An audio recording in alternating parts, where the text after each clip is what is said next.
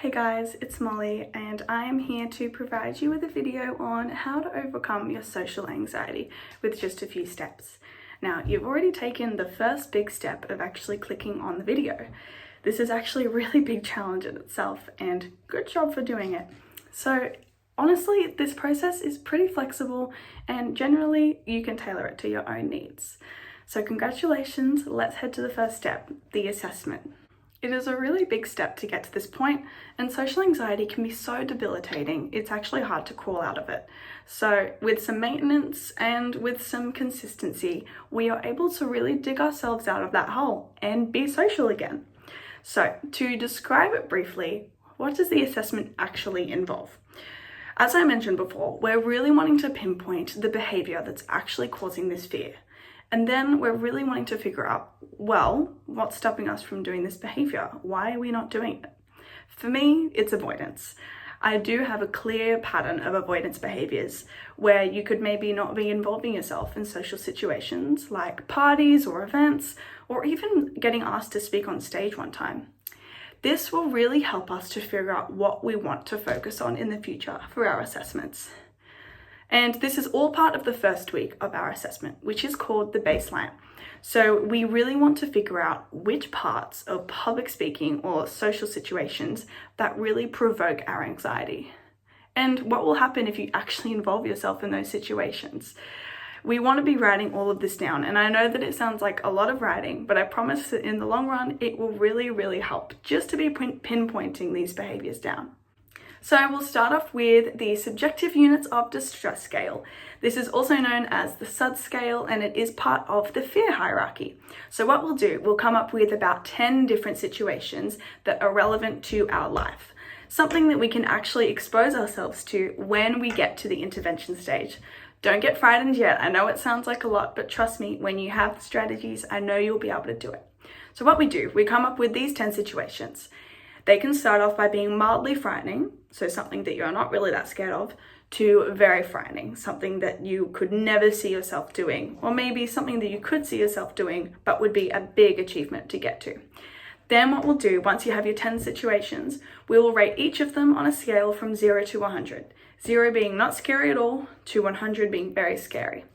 Now, what I want you to do as well is to always have a pen, a notebook, your phone, whatever it may be in hand. This is to really self-monitor our emotions and is able to visualize and exert any overwhelming emotions that we may feel. Now, this is known as a self-monitoring technique, which is also something that we will implement in the intervention stages, which we'll see next. So we are now ready for the intervention stage. We have got all of our thoughts down on paper, we've got our SUD scale done, we've got our fear hierarchy done, and we're ready to go. Now, using the fear hierarchy or the SUDS process that we've already begun, we will use this little technique called imagery rescripting. So imagery rescripting can really be helpful just to visualize those negative thoughts, to get them down on paper and to try and exert those emotions, those overwhelming emotions, just by writing it down. This comes along with our next strategy called self-instructional training. So you can do this either with yourself by doing some self-talk, or you can do some role plays with some family or some friends. Basically, this just helps calm the nerves. What I want you to do is to visualize a social situation that may be really tough for you and to just think about it and think about doing it.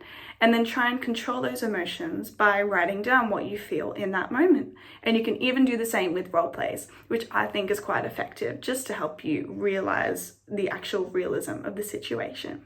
So if we're wanting to do those techniques maybe 3 at a time or 2 at a time, that is so understandable because it can be very overwhelming doing them all at once.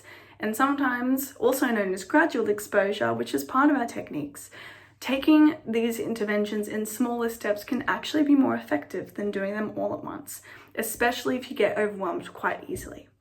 Now, we also have this technique called attentional training. This basically means if you have any negative thoughts on the inside in a social situation, to just exert them onto something external. Maybe that's another person, or just moving that attention to something else, to concentrate on something else. This can be done internally, or you can even write it down to make it a little bit easier to visualize. So we have got the techniques, and now that you've got the tools, you are ready to overcome this fear. So you've hit the end of the video. Now we just want to talk about some maintenance. I want you to try and do these strategies for maybe a month to 6 weeks. You don't have to do them all at once. You can take those smaller steps and can do maybe 3 interventions in 1 week, 2 interventions in the next, whatever you feel is most comfortable for yourself. Now, it's actually amazing that you were able to get to this video and you're actually at this stage. Congratulations, you're basically almost there. Now you've got all this information in your head, you've got it all on your tool belt. Now I really look forward to seeing all the differences that you're going to make in your life. Leave a like and comment on the video and we'll see you next time. Bye.